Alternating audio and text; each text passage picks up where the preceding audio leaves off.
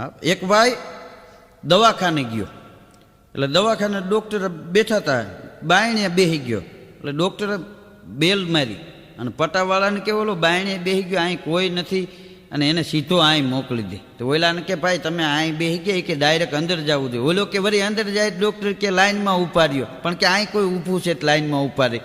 હા એમને એકલા બેઠા છે.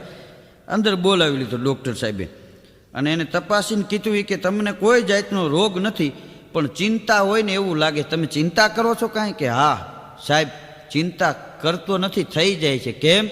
એ કે રામુ દરજી રહ્યો ને એ સિલાઈના રૂપિયા માગે છે અને ગમે ત્યાં કાતર લઈને ઉખરાણી આવે અને એ કે રૂપિયાનો મેળ પડે એમ નથી, એ ચિંતા જાતી નથી, એમાં મારી તબિયત બગડી જાય છે.